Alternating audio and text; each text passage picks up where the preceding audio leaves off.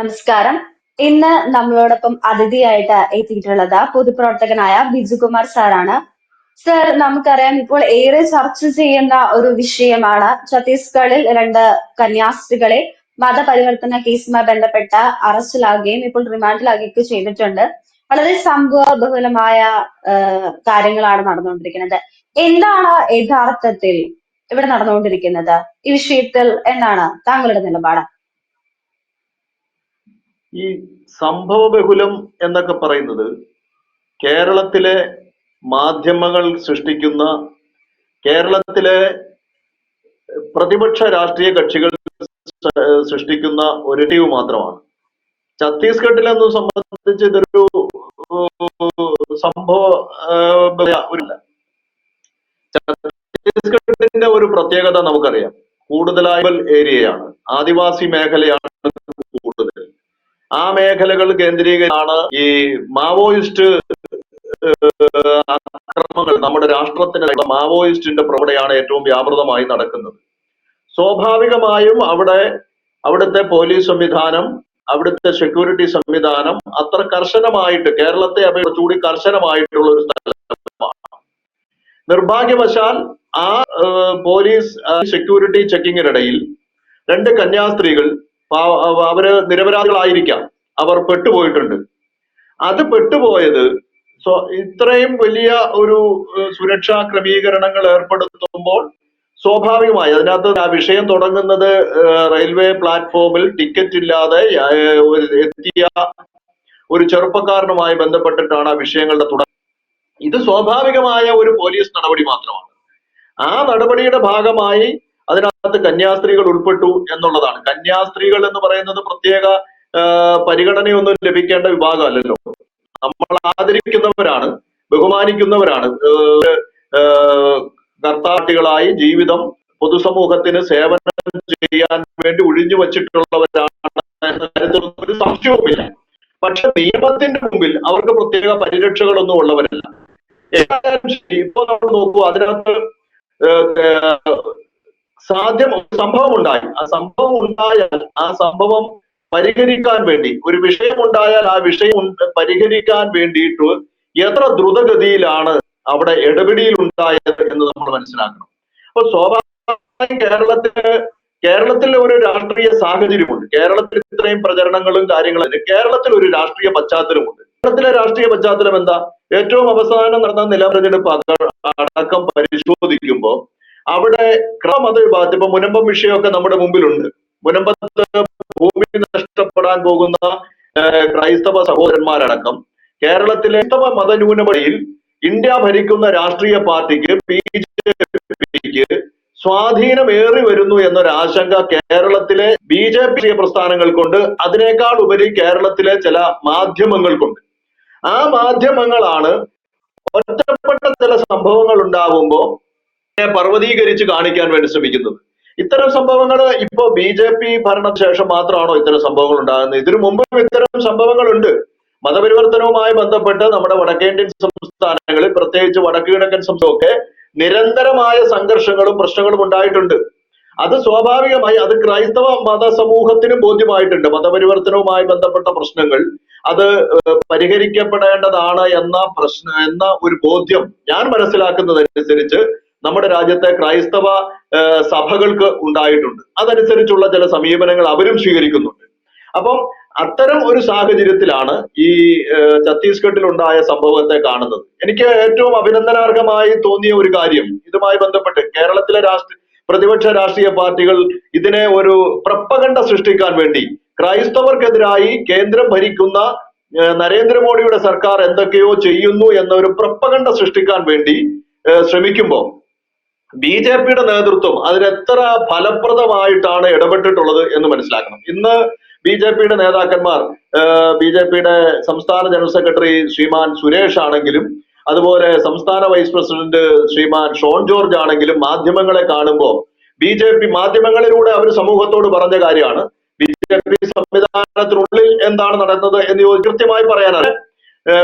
മാധ്യമങ്ങളിലൂടെ നമ്മുടെ മുമ്പിൽ അവർ അവതരിപ്പിച്ചത് എന്താ? ഈ പ്രശ്നം ഇന്ന് 3 ദിവസമായി പ്രശ്നം ഉണ്ടായിട്ട് 3 ദിവസമായി കുറച്ച് കത്തെഴുതിയിട്ടുണ്ട്. ഇപ്പം കേരളത്തിലെ ചില MP മാർ പ്രധാനമന്ത്രിക്കും ആഭ്യന്തരമന്ത്രിക്കും ഒക്കെ കത്തെഴുതിയിട്ടുണ്ട്. അതൊന്നും മോശമാണെന്നൊന്നും ഞാൻ പറയുന്നില്ല. ഇങ്ങനെ ഒരു ഉണ്ടായാൽ സ്വാഭാവികമായും അധികാര കേന്ദ്രങ്ങളിൽ ശ്രദ്ധയിൽപ്പെടുത്തേണ്ട ഉത്തരവാദിത്വം കേരളത്തിലെ പ്രതിപക്ഷ MP മാർക്കുണ്ട് എന്ന കാര്യത്തിൽ ഒരു സംശയവുമില്ല. അത് അംഗീകരിച്ചുകൊണ്ട് തന്നെ ഞാൻ പറയാം, അതിനേക്കാൾ ഉപരിയായി BJP-യുടെ സംസ്ഥാന പ്രസിഡന്റ് ശ്രീമാൻ രാജീവ് ചന്ദ്രശേഖർ അദ്ദേഹം ഛത്തീസ്ഗഡിന്റെ മുഖ്യമന്ത്രിയെ ഫോണിൽ വിളിച്ച് ഉണ്ടായ സംഭവ വികാസങ്ങൾ ബോധ്യപ്പെടുത്തുന്നു. BJP-യുടെ നേതാക്കന്മാർ അനൂപ് ആന്റണിയുടെയും ഷോൺ ജോർജിന്റെയും നേതൃത്വത്തിൽ ഈ കന്യാസ്ത്രീയും കന്യാസ്ത്രീയുടെ ഒപ്പം ഉണ്ടായിരുന്ന പെൺകുട്ടികളുടെയും വീടുകളുമായി നിരന്തരം ബന്ധപ്പെട്ടുകൊണ്ട് അവിടെ നടക്കുന്ന കാര്യങ്ങൾ ബോധ്യപ്പെടുത്തുന്നു.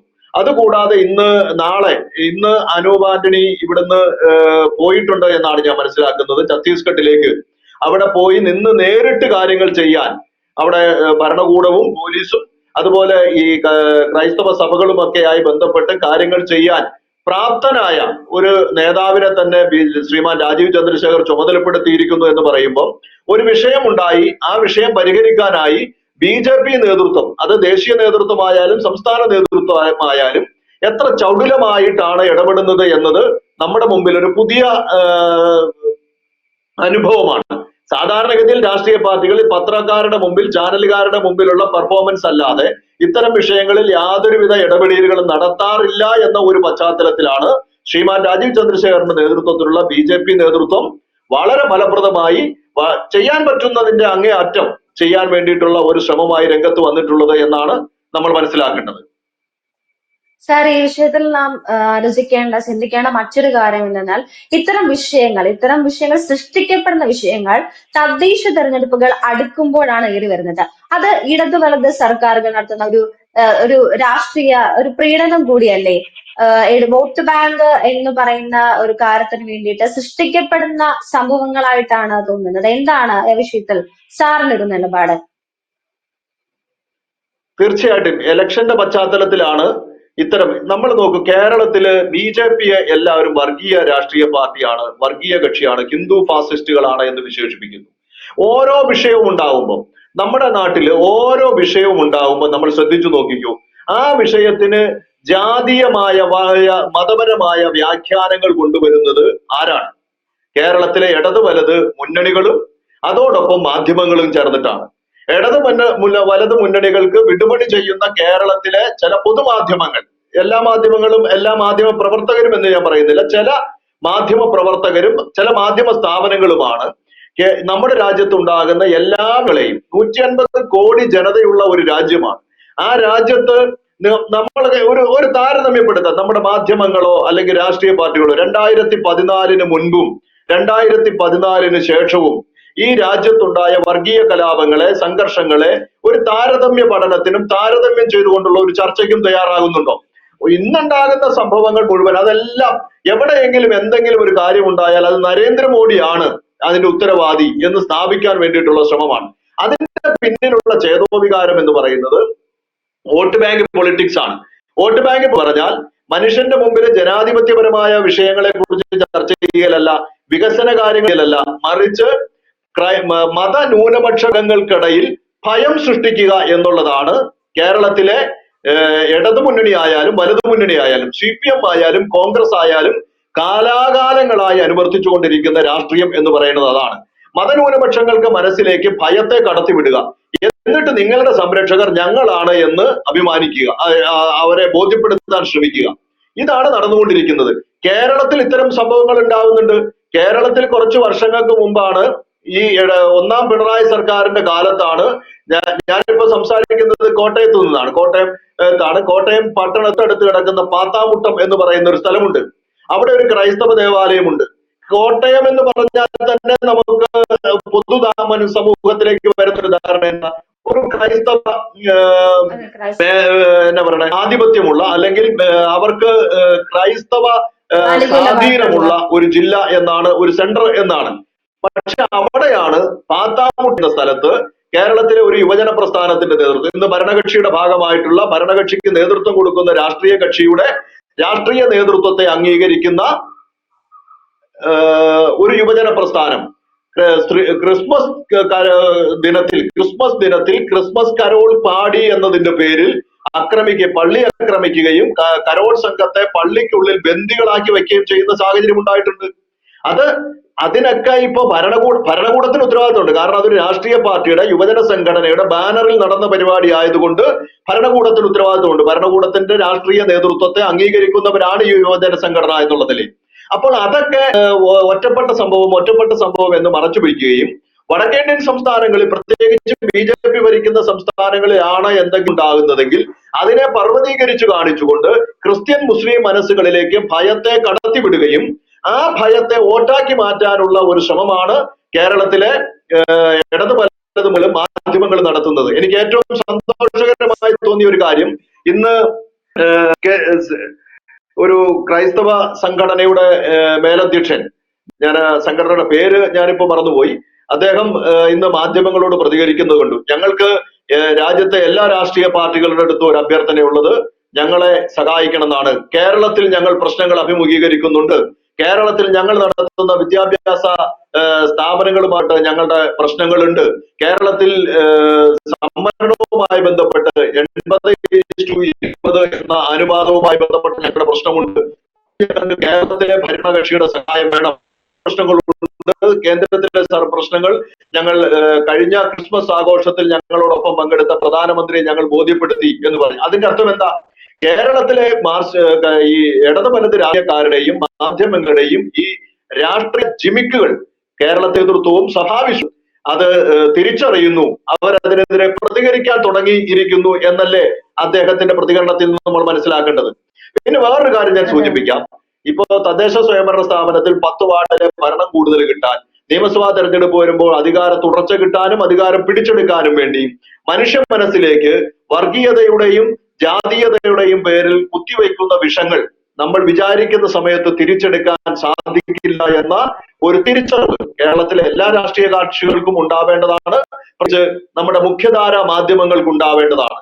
ഇപ്പൊ കഴിഞ്ഞ ദിവസം ഒരാളുടെ പ്രസംഗം കേട്ടു, രാമായണം വായിക്കുന്നത് ഭരണഘടനാ വിരുദ്ധമാണ്. അതുപോലെ തന്നെ കുറച്ചു നാൾ മുമ്പാണ് ഒരു മസാല ദോശ തിന്നുമ്പോൾ അത് ബ്രാഹ്മണിക്കൽ ഹെജുമണിയാണ് എന്നൊരു മുഖ്യധാരാ മാധ്യമത്തിലെ ഏറെ പ്രസിദ്ധനായ ഒരു അവതാരകൻ പറയുന്നത് കേട്ടു. അപ്പൊ ഇതൊക്കെ അതിലേക്ക് വിദ്വേഷത്തെ കടത്തിവിടാൻ വേണ്ടി ബോധപൂർവ്വം സൃഷ്ടിക്കുന്നതാണ്. ഇതെല്ലാം മനസ്സുകളിലേക്ക് കയറിയാൽ അതിനെ തിരിച്ചു പിടിക്കാൻ ഈ പത്രങ്ങൾക്കോ ഈ ചാനലുകൾക്കോ ഈ രാഷ്ട്രീയ നേതാക്കൾക്കോ സാധിക്കുക എന്ന തിരിച്ചറിവ് ഓരോരുത്തർക്കും ഉണ്ടാവേണ്ടതാണ്. ആ തിരിച്ചറിവിലും മതവിശ്വാസികൾക്കിടയുണ്ട് എന്നാണ് ഒരു പൊതുപ്രവർത്തകൻ എന്നുള്ള നിലയിൽ, സമൂഹത്തിലെ എല്ലാ വിഭാഗം ആളുകളുമായി ബന്ധപ്പെടുന്ന ഒരാൾ എന്ന നിലയിൽ ഞാൻ മനസ്സിലാക്കിയിട്ടുള്ളത്. സാറ് പറഞ്ഞതുപോലെ തന്നെ വോട്ട് ബാങ്ക് വെറും പ്രീണനത്തിന് വേണ്ടി നടത്തുന്ന ഒരു നാടകങ്ങളുടെ ഭാഗം തന്നെ ആയിരിക്കണം ഇതും. ഈ വിഷയത്തിൽ നാം ശ്രദ്ധിക്കേണ്ട മറ്റൊരു കാര്യം, മാധ്യമങ്ങൾ ഈ വിഷയത്തെ എടുക്കുന്ന രീതിയാണ്.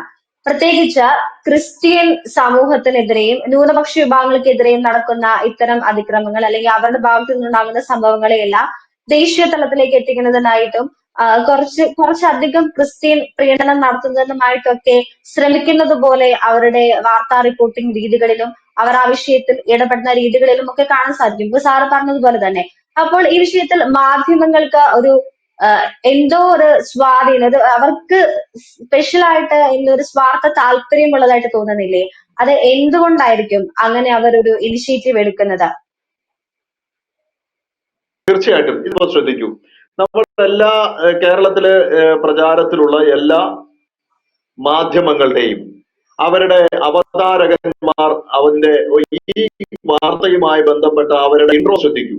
ഇൻട്രോ CPM-കാരേക്കാൾ കോൺഗ്രസ്സുകാരേക്കാൾ അല്ലെങ്കിൽ ഇടതുമുന്നണിയേക്കാൾ വലതുമുന്നണിയേക്കാൾ ഏറെ ആവേശത്തോടുകൂടി BJP-യെയും നരേന്ദ്രമോദി സർക്കാരിനെയും പ്രതിക്കൂട്ടിൽ നിർത്തി നരേന്ദ്രമോദി പറഞ്ഞിട്ട് ഇവിടെ വന്നിട്ട് ആരോ എന്തോ ചെയ്യുന്നു എന്ന തരത്തിൽ ഒരു നെറേറ്റീവ് സൃഷ്ടിക്കാൻ വേണ്ടി അവർ അതിന്റെ പിന്നിലുള്ള ചേതോവികാരം എന്താണ് എന്ന് എത്ര ആലോചിച്ചിട്ട് നമുക്ക് ഇപ്പൊ CPS-കാർ പറഞ്ഞു പാർലമെന്റിൽ അവർ ബഹളം ഉണ്ടാക്കുന്നു, അല്ലെങ്കിൽ പാർലമെന്റിൽ അവര് ശബ്ദകോലാഹലങ്ങൾ സൃഷ്ടിക്കുന്നു.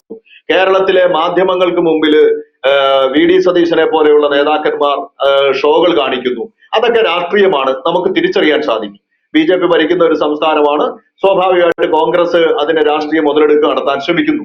അത് നമുക്കും മനസ്സിലാവും, ജനങ്ങൾക്കും മനസ്സിലാവും. പക്ഷെ ഇവിടുത്തെ മാധ്യമങ്ങൾ എന്തിന്റെ അടിസ്ഥാനത്തിലാണ് ഇപ്പം കഴിഞ്ഞ ദിവസമല്ല, ഇന്ന് തന്നെയാണെന്ന് തോന്നുന്നു, ഒരു മാധ്യമം പറയുന്നത് കേട്ടു, റെയിൽവേ പോലീസ് പ്ലാറ്റ്ഫോമിൽ ടിക്കറ്റ് ഇല്ലാതെ വന്ന ആളെ സംബന്ധിച്ച വിവരം ഛത്തീസ്ഗഡിലെ ഒരു സംഘപരിവാർ സംഘടനയെ അറിയിച്ചു. ഈ വാർത്ത ഇത് പറയണ്ടേ? സംഘപരിവാർ സംഘടനയെ ഇദ്ദേഹം ഫോൺ ചെയ്ത് അറിയിച്ചു എന്ന് എവിടെ നിന്നാണ് ഈ വാർത്ത കിട്ടിയത്? എവിടെ നിന്ന് വാദമില്ലാത്ത കുറെ കാര്യങ്ങൾ പറയുക, അതിന്റെ ആ വിഷയത്തെ ഉന്നയിച്ചുകൊണ്ട് വളരെ പ്രചരണം നടത്തുക.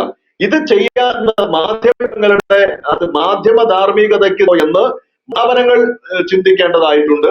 മാധ്യമ സ്ഥാപനങ്ങൾക്ക് ചില സാമ്പത്തിക അജണ്ടകൾ ഉണ്ടാവാം.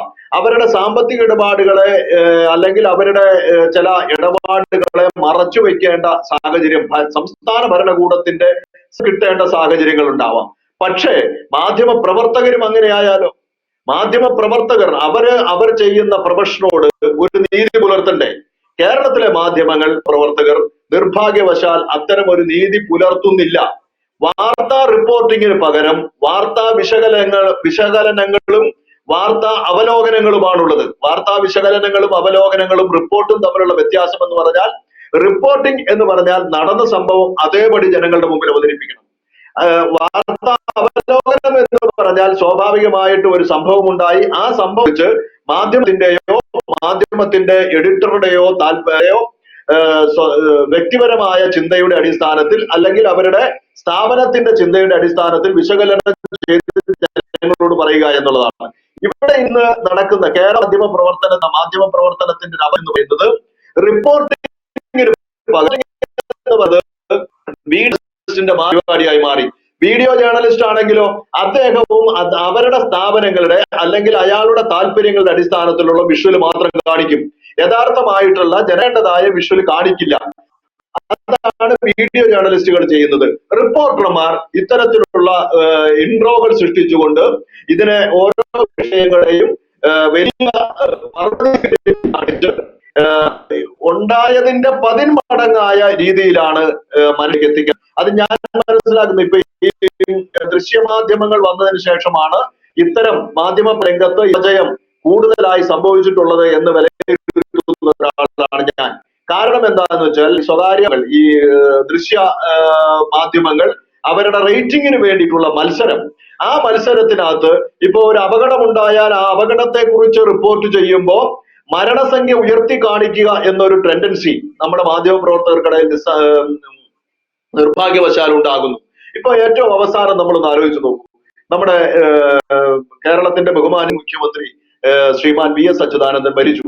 കേരളത്തെ സംബന്ധിച്ചിടത്തോളം ഏറെ അത് എല്ലാ രാഷ്ട്രീയ പാർട്ടികളെ സംബന്ധിച്ചിടത്തോളം അദ്ദേഹത്തിന്റെ എല്ലാ ചെയ്തികളെയും അംഗീകരിക്കുന്നത് കൊണ്ടല്ല. ഇപ്പൊ എനിക്ക് സഖാവ് VS അച്യുതാനന്ദന്റെ അദ്ദേഹം CPM നേതാവായിരുന്ന കാലഘട്ടത്തിൽ, അദ്ദേഹം രാഷ്ട്രീയ പ്രവർത്തനം തുടങ്ങുന്ന കാലഘട്ടത്തിൽ ഞാൻ ചരിത്രം വായിച്ചു പഠിച്ചതിന്റെ അടിസ്ഥാനത്തിൽ, അതുപോലെ തന്നെ അദ്ദേഹം മുഖ്യമന്ത്രി ആയിരുന്ന കാലഘട്ടത്തിൽ, അദ്ദേഹം പ്രതിപക്ഷ നേതാവായിരുന്ന കാലഘട്ടത്തിൽ ഒക്കെ എടുത്ത സമീപനങ്ങളോട് ഒരു വ്യക്തി എന്നുള്ള നിലയിൽ എന്റെ പൊതുബോധ്യത്തിന്റെ അടിസ്ഥാനത്തിൽ എനിക്ക് അഭിപ്രായ വ്യത്യാസമുണ്ട്.